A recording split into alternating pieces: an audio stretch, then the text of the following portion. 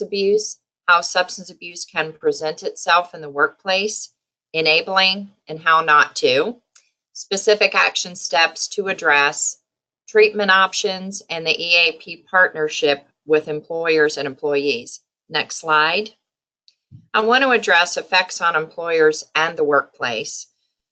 Now, just a few statistics. 68% of those who struggle with alcohol or drug abuse are employed. The average substance abuser costs his or her company $7,000 annually in lost wages and profits. Drug-related absenteeism and medical expenses cost U.S. businesses about 3% of their total payroll. And problems resulting from the use of alcohol and other drugs cost American businesses an estimated $134 billion in lost productivity due to premature death and illness. Now, alcohol and drug use among employees and their family members can be a very expensive problem for employers, and we usually see an amount of issues ranging from lost productivity, absenteeism, injuries, accidents, fatalities, theft, low employee morale, to an increase in healthcare costs, legal liabilities, and workers' compensation costs. Now, next slide, please. Let's look at the signs and symptoms. Now, it's important to note that very often, especially in the workplace, these are some of the ways that substance abuse will show itself: decline in job performance, absenteeism, and very often we're seeing a specific pattern, especially Fridays and Mondays.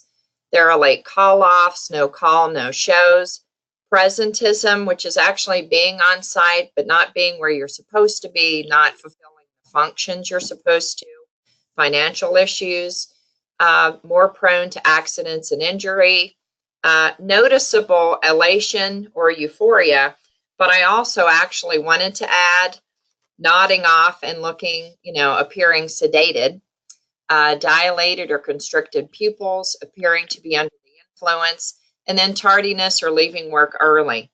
Next slide. So those are some of the signs and symptoms. Now I want to talk about the scenarios of how the workplace can actually have substance abuse revealed.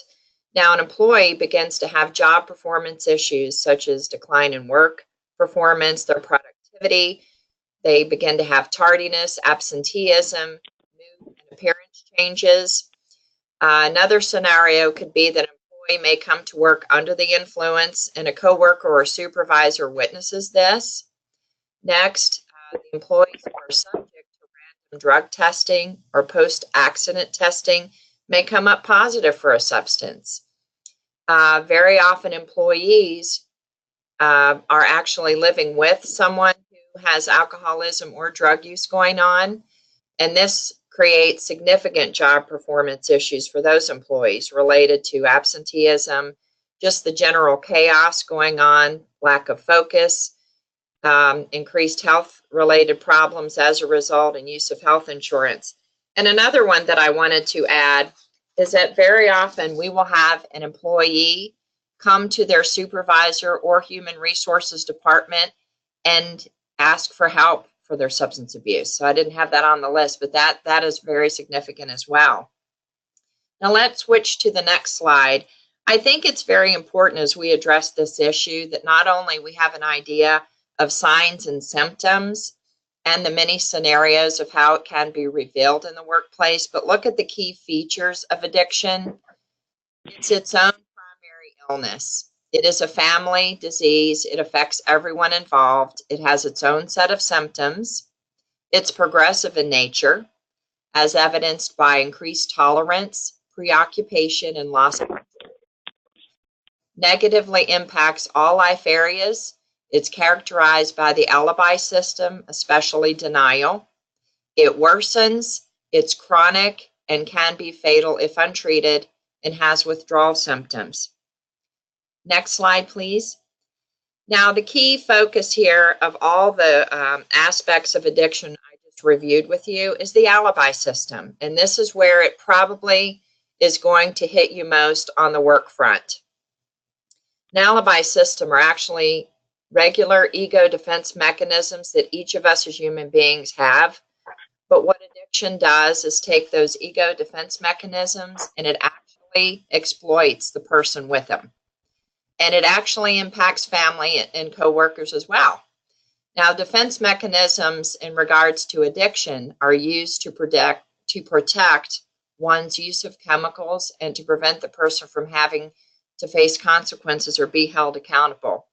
In the next slide, we'll discuss the many ways that happens. So the alibi system, if you think about it, is literally there to keep control of the individual who is suffering from substance abuse, takes normal human defense mechanisms, and again, is trying to protect itself. So very often you're going to have minimization. Oh, it's not as bad as everybody else does. Or rationalization, I work so hard. I do really hard, that kind of thing. Justification, lying, secrets, excuses, blaming, projection, and very often when the individual who's suffering from substance abuse, especially in the workplace, is being confronted about work issues, trying to be held accountable by a supervisor, coworker, or even human resources, there are excuses, there's blaming going on, projection, and very rarely are they ready to own their behavior. And then the key component of the alibi system is denial. And I can tell you that denial is not ignorance. It's actually knowing the truth, but pushing it away because the person's not ready. Now, it's interesting, if you will look at this list, when it comes to family members who are concerned for an individual, when it comes to an employer who's concerned about the individual, very often we are actually utilizing some of these defense mechanisms. We'll go to the next slide and talk about enabling.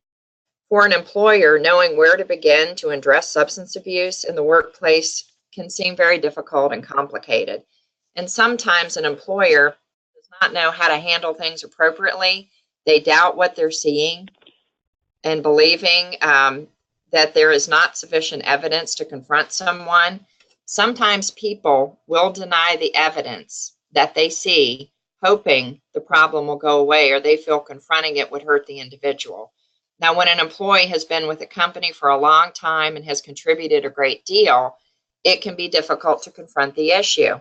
Now, what I just shared with you is very often what we're hearing when the employee assistance program works with supervisors, managers, human resources department, because it is a struggle. It's very uncomfortable, not only for the individual who is struggling with substance abuse. Their natural MO is to push it away. If it's uncomfortable and painful to deal with, I'm pushing it away. And you will find that when you're concerned with someone, very similarly, whether it's from a family member level, a friend, or even in the workplace, sometimes it's very uncomfortable for us to deal with.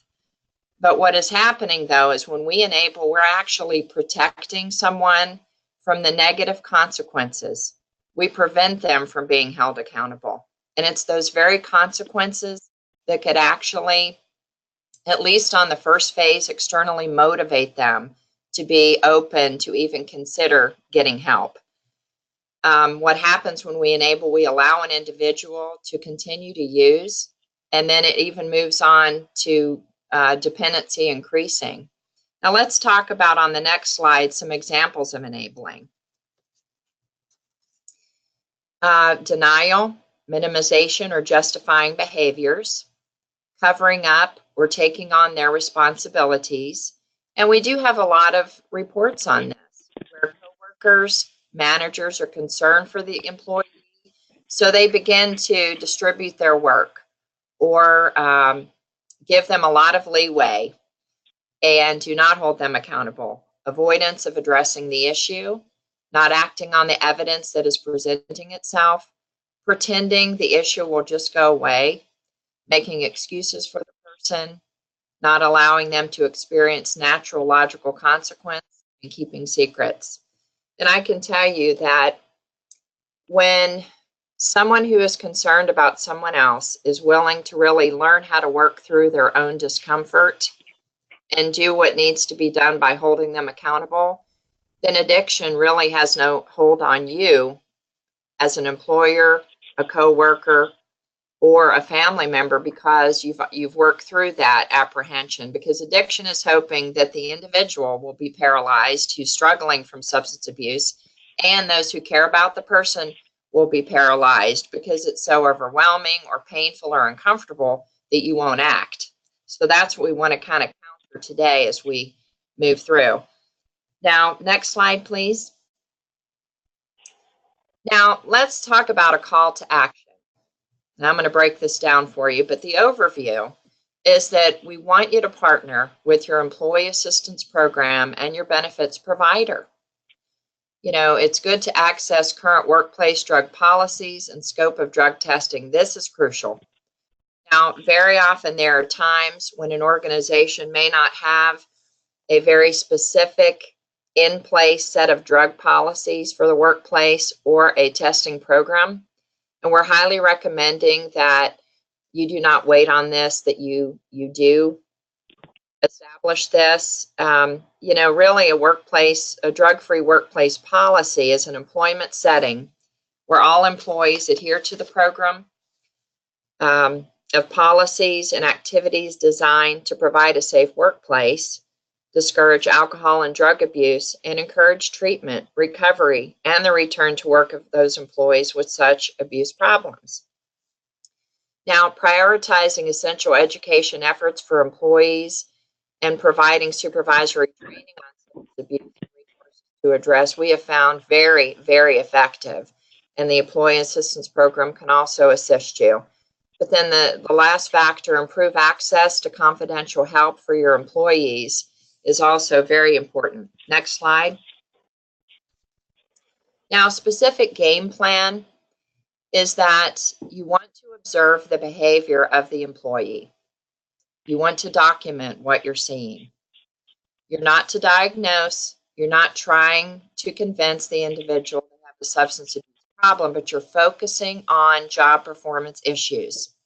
Because when we looked at the signs and symptoms, and we looked at how substance abuse can be revealed in the workplace, there are very specific signs, and very often it's trickling right over into their work performance, whether it's absenteeism, tardiness, conduct issues, decline in work performance, etc.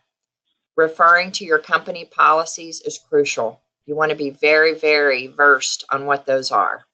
Consult with the Employee Assistance Program, and that's actually calling us. We're 24/7. And very often, HR department or supervisors will call into the Employee Assistance Program, and we'll talk about what's going on. We'll identify specific issues. We'll come up with a specific game plan. And then it's, you know, and then the employer would implement that. But you're utilizing your company policies. You're utilizing your testing plan. You've called the Employee Assistance Program. We've done a management consult with you to get some details. We've devised an improvement plan. So you're giving the individual a support improvement plan, and then you're ultimately, as part of that plan, you're referring to the individual to the Employee Assistance Program. Next slide, please. Now, without question, utilizing your Employee Assistance Program is the most effective way to address drug problems in the workplace. Now, our EAP deals with all kinds of problems, but we do have, you know, staff that are well-versed in dealing with drug and alcohol abuse issues. We provide assessment and short-term counseling, and we're able to refer employees and their family members with alcohol and drug abuse problems to the appropriate level of care to meet their needs.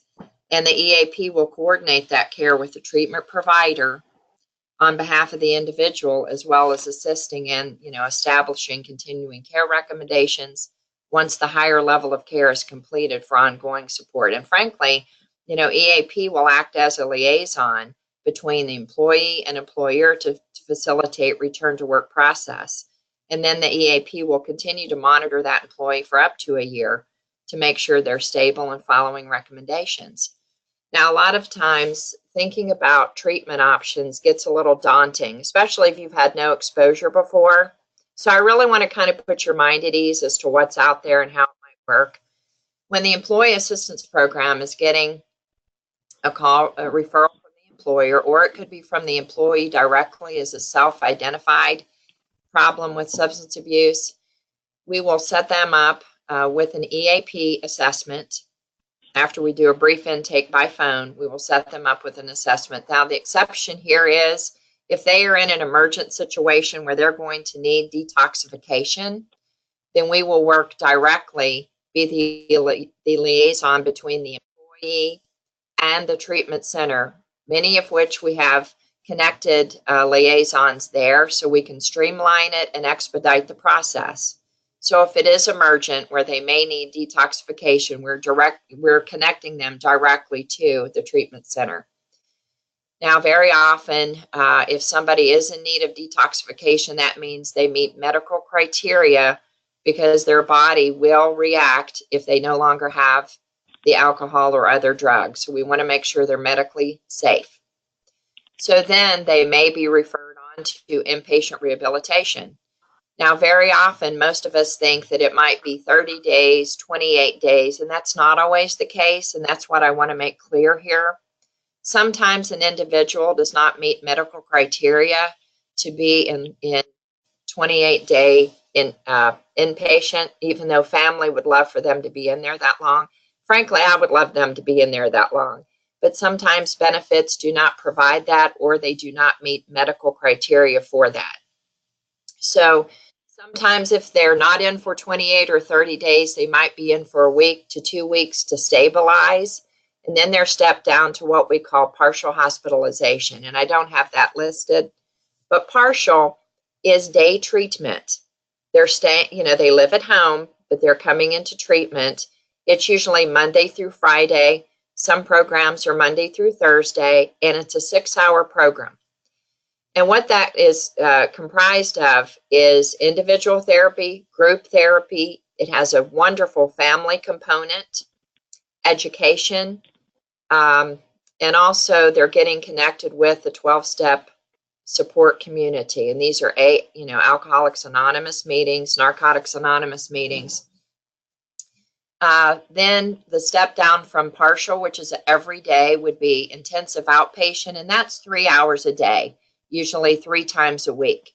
And what's nice is most treatment centers have a morning program offering. Sometimes they'll have an evening offering. So that would mean that it works around someone's work schedule, so they can begin to integrate back into regular life, but have treatment support. Then sometimes a person who is in the inpatient level of treatment, who's really struggling, may go on to residential. That could be halfway house is what we call it, where they live there. And this is where they can stay 3 months, 6 months to a year, and they really learn sober living skills. And that's the struggle that I've seen working with people struggling with substance abuse, is the longer they're in support structure, the better prognosis. Treatment alone, those lower levels of care I mentioned, unless the person's extremely motivated and really getting connected with the 12-step recovery community, they're going to struggle most likely. But the longer term options really assist them in daily living skills. And then, of course, I have the self-help groups. Now, I'm going to recommend that not only Alcoholics Anonymous and Narcotics Anonymous, but for family members and concerned individuals, for those who are struggling. Al-Anon is the family support group, that's the sister to Alcoholics Anonymous. And then we have Nar-Anon, which is the family group, which is sister to Narcotics Anonymous. And they're very, very helpful. Next slide, please. So I wanted to recap, employee assistance role. We are here to partner with the employer and the employee. We are here to get the employer out of the middle and really team. If we're going to fight addiction, we are going to need to be a village surrounding an individual that's struggling. So you certainly can be compassionate and care, and at the same time hold them accountable. And I'm here to tell you, from a clinician who treats this illness, accountability, structure, specific expectations are going to do more positive to help that person become aware and be open to getting help. We call that external motivation, until at such a time they develop their own internal motivation. And it may be scary.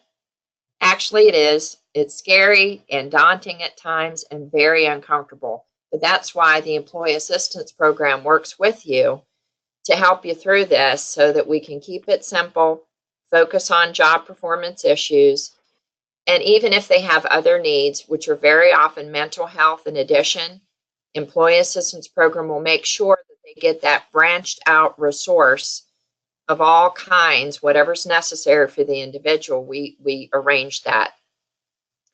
So we would intercept the individual, the employee, and meet with them, assess them, come up with a game plan. And as I said, as they move through, as we've directed them to the appropriate treatment provider, the employee signs a release form so that the Employee Assistance Program can be coordinating their case needs, so that very often we're making sure they're getting what they need. We're handling any questions they have, the employee that is, and we're also part of developing their continuing care plan, which is key. We don't want them going to a main level of care and then drop off and have nothing. And I can give you so many wonderful success stories where people are generally resistant. That's just natural. That's why I spent some time on the Alibi System. Resistance is part of the illness. That Alibi System is part of the illness. Once they get to EAP and get to the appropriate treatment level, we can work through that resistance. That doesn't scare us. That's just part of the illness. And once we do that and they begin to become aware and come out of that fog, we get them to the right place where they can actually learn how to live life on life's terms. So next slide, please. Just to recap, the Employee Assistance Program, we are here 24/7. Individual, employees can call, their family members can call, supervisory staff, human resources staff can call at any time, and one of our EAP specialists will be talking with you, getting a good game plan, getting the person connected with the appropriate resources. Especially with this type of illness, there are a lot of crises, so there's crisis availability 24/7. Next slide, please.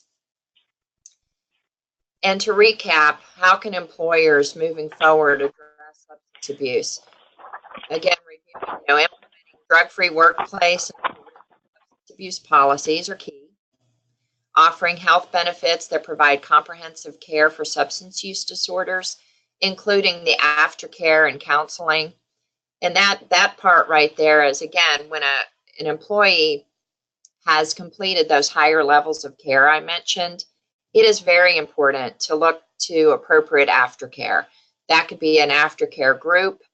That could be individual counseling, family counseling, marital counseling, that sort of thing. And that's where the employee program can assist with that as well.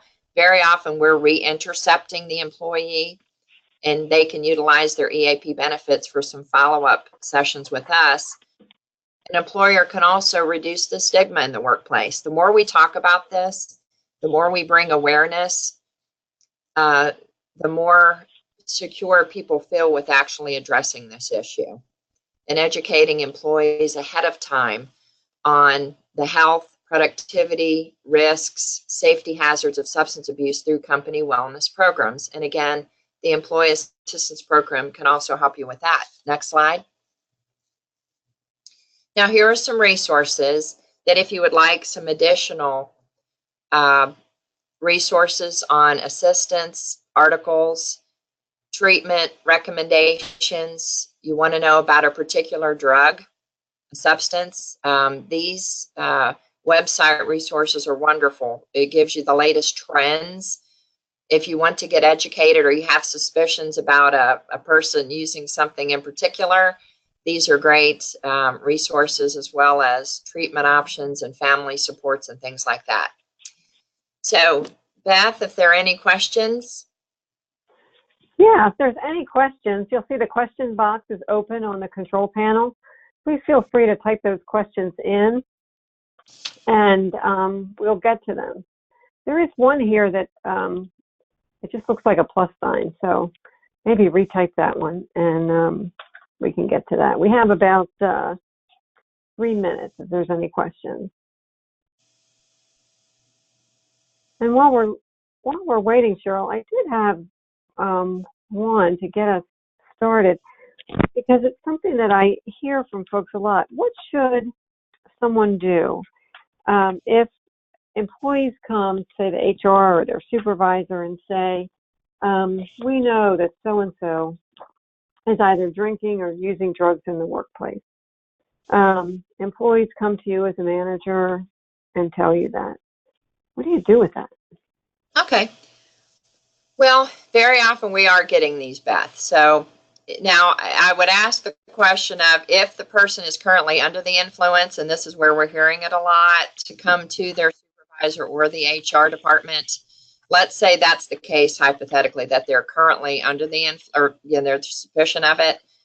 I usually recommend that whomever is being told this information, let's just say hypothetically they're not currently under the influence at work, but it's a general concern, to call the Employee Assistance Program, because we're going to filter it out, give recommendations on how to handle. So we've already started that immediate partnership. Does that make sense? Mm-hmm. Now, if someone is showing up on the premises, this is why it's very important to have a familiarity and an intact workplace drug-free policy that everyone is educated on, as well as a testing plan, because we certainly would not want someone leaving the employer premises under the influence. So we usually recommend calling a family member, or if they're very resistant, sometimes we may need to call in law enforcement, so they're not getting in the car driving or leaving the premises under the influence. But EAP can partner with step-by-step directions on how to handle that. Okay. And we want the employee who came forward to know that it's being handled. I think they feel a lot of concern, and they feel guilt if anything happened to the person. You know, they take on a lot of responsibility. It takes them a lot of courage to come forward. So you want to definitely make sure that they know this will be looked into immediately. Mm-hmm. Okay.